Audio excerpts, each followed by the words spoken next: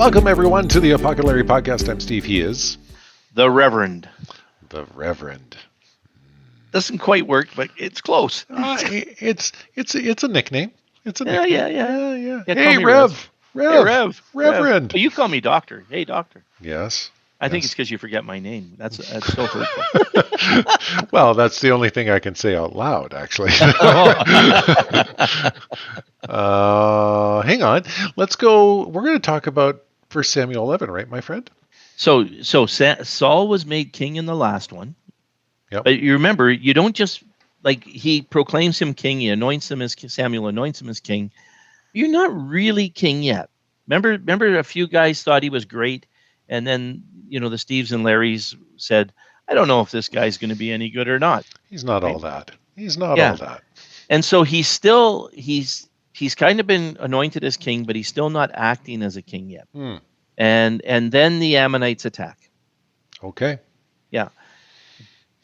Okay, and can't wait. We've been gone for a couple of weeks, so just marvel at my pronunciation skills again, folks. Here we go. 1 Samuel 11, starting at verse 1. Nahash, the Ammonite. Nice. I didn't even practice that one. That was just off the top of my head. Went up and besieged Jabesh Gilead, and all the men of Jabesh said to him, make a treaty with us, and we will be subject to you. Okay, so the Ammonites, just to kind of make it clear, Lot had two children with his own daughters. One was Moab, and the other was Ammon. And so these are the Ammonites and the Moabites. So the Ammonites are. This is one of the things that Israel always had to face, where these other children, these other actual relatives, caused them nothing but grief. And these are Lot's kids causing them trouble. Yeah. Yes. Yeah. Oh, what a great story of incest causing. Oh my word. And then the fact that they named themselves after like luggage, Ammonite, Samsonite. Well, that was his son Sam. Yes, Sammonite. Anyway, I'm sorry, folks. I couldn't help with that one. Verse 2. But Nahash the Ammonite replied, I will make a treaty with you only on the condition that you gouge out the right eye of every one of you so as to bring disgrace on all Israel. Very scary. Harsh. Oh, yeah. They really think they've got them, right? And they're actually considering this, or at least trying to buy enough time to figure out a way out of this. Yeah. But these guys fully intended to gouge out the right eye of every one of them. Wow. Okay. Now, unlike the circumcision that the Israelites did earlier on. Remember that one? Yeah. You have a choice between circumcision and the right eye gouging. I'll take the circumcision. Take the circumcision. Okay, verse 3. The elders of Jabesh said to him, give us 7 days so we can send messengers throughout Israel. If no one comes to rescue us, we will surrender to you. Oh, sure, I'll wait. No problem. And that's what they do. It's a weird thing, isn't it? Well, we'll give you I guess they expected nothing to come of this, right? They must have thought, there's no way this is happening. No. Yeah. He hasn't got a hope. When the messengers came to Gibeah of Saul and reported these terms to the people, they all wept aloud. Just then Saul was returning from the fields behind his oxen, and he asked, what is wrong with everyone? Why are they weeping? Then they repeated to him what the men of Jabesh had said. When Saul heard their words, the Spirit of God came powerfully upon him, and he burned with anger. He took a pair of oxen, cut them into pieces. Sorry, you can't plow your fields anymore, but oh well. And sent the pieces by messengers throughout Israel, proclaiming, this is what will be done to the oxen of anyone who does not follow Saul and Samuel. Okay. Then the terror of the Lord fell upon the people, and they came out together as one. When Saul mustered them at Bezek, the men of Israel numbered 300,000, and those of Judah 30,000. So Bezek is close to Gilead, right? Or Jabesh Gilead, sorry. And it's interesting what Saul did. Remember, it was similar. The Levite did that with his concubine, cut her up and sent her to all the tribes. And now he's done this with these oxen, with a very, and it says that the Lord came upon him, right? That the Spirit of God came upon him, That's something that happened to Saul a few times through his life. Here, where he's actually young and serving God as much as we can tell, and very, very good about all of this. Right. And it's also nice that in the beginning here, he brings Samuel in. He's not claiming it for himself. It's you're going to do this with Saul and Samuel. So he's not 100% confident in his own thing, but very confident, right? Yep. And the terror of the Lord falls. This is also intrigues me that they got from Israel 300,000, I'm sorry, and 30,000 from Judah. And why they split Israel and Judah here, I am not sure. Okay. Right? Later on in the divided kingdom, it's Judah and Benjamin, and then all the rest are Israel. But here it seems that all the rest are Israel, and then Judah. He keeps them separate. Right. But he comes up with 330,000 soldiers. Yeah. Not just a little army. It's like a sizable force all of a sudden was mustered. When you go to a really high-end football game, how many do they seat in those stadiums? Like the University of Michigan, I think, is one of the largest ones, and I think that is just over 110,000 people. Yeah, and those are massive stadiums. Yeah, and this huge. Is so 3 times that number. Yeah. Yeah. I remember a guy going to hear, he was going to go to see, what was Promise Keepers? Do you remember Promise Keepers? Mm-hmm. Oh, gosh, yeah. And he said, if I'm getting 75,000 people in a stadium, I need some highly paid athletes on the ground. Remember, we said if they call it Promise Makers, I'm going for sure. But Promise Keepers, I don't know if I can handle that. No, that's too much pressure. So they listened to him. So this is the actual first act of him being a king, is gathering these troops. Okay. Verse 9.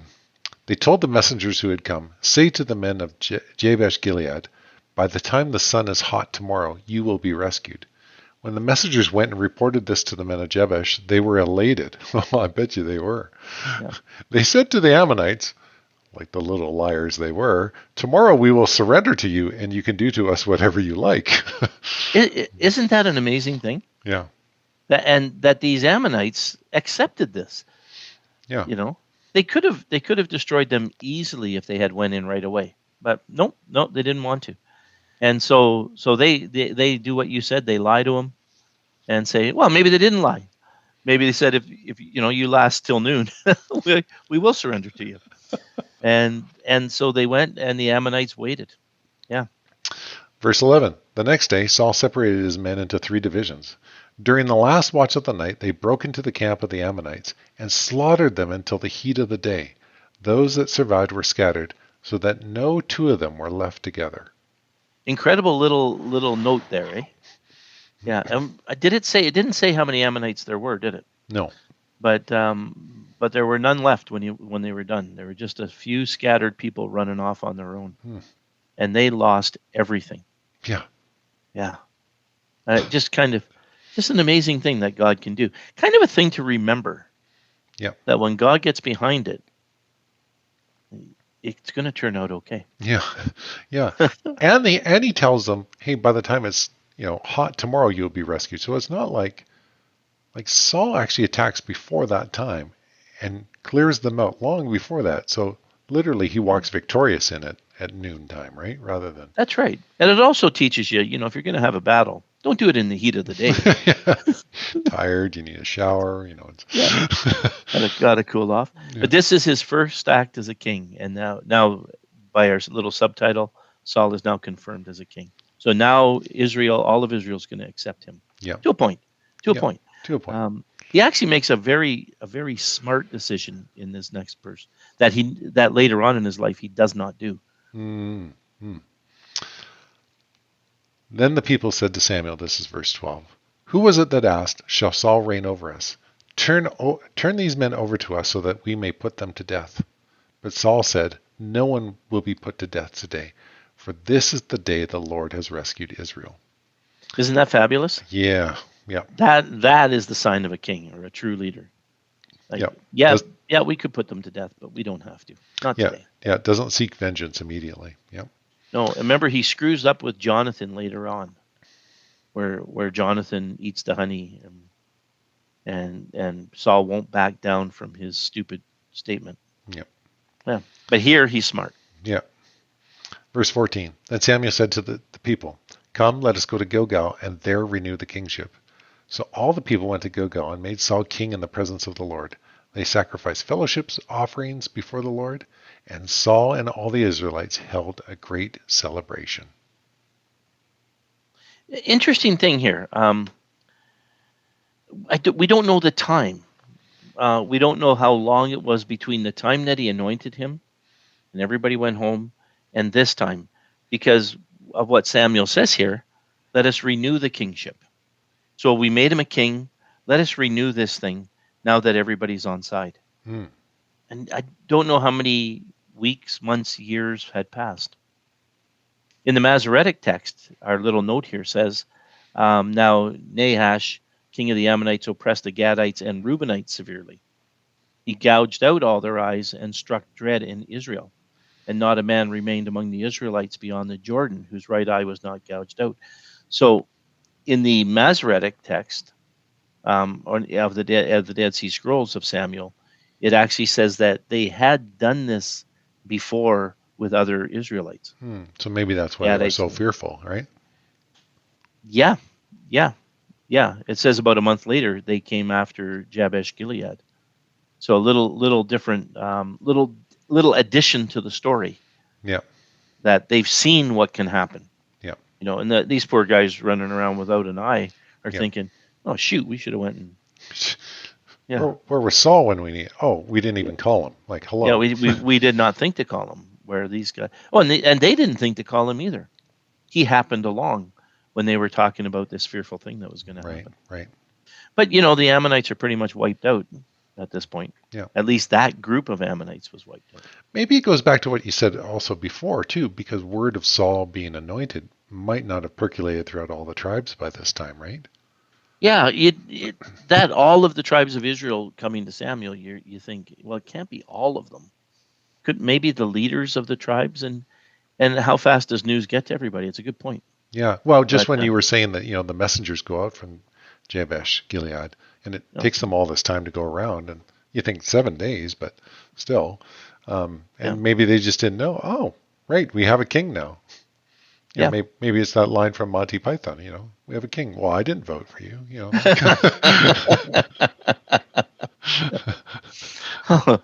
Is that Holy Grail? That's Holy Grail. Oh yeah. Anyway, so now Saul is pretty much confirmed as their king. And by the way, kings throughout the centuries have been proclaimed kings, but have also had to work into their own kingship, especially in Israel. In Israel, that was so true. Right. But in the early days of when England, and remember those days, I mean, the kings were from England, Germany, Luxembourg, France. There was a big mishmash of kingships in Europe. Right. Like the English kings were not always English. Right, and you had to prove your worth so that you'd be accepted as king. Yep. Yeah. Kill a few Scots if you wanted to be an English king. Yeah, we should have kicked them out long ago. Oh, you had the chance recently. I know. Where was the SNP when I needed them? Anyway, so now he started off as a king, and he started off trusting God and doing very well. Yeah, Saul, you were good here. All right, my friend, thank you so much for that, folks. I hope you enjoyed that. What a great story of Saul being faithful to God, and then God just kind of, like Larry said, these few times that the Spirit of God comes over Saul and he responds to it, and look at what great things he did for the nation of Israel just by simply responding to the Spirit of God. Hey, we're back. We were gone for a couple of weeks, so we're back now. We'll be back in the saddle for a little while. I can't think of any time we're going away. Well, probably till the end of June anyway. End of June, and then we'll take a little break around then too. But we so appreciate that you listen to us, and thankful for just being able to do this with you. Until next time, I was Steve, he was Larry, and this was the Apoco-Larry Podcast.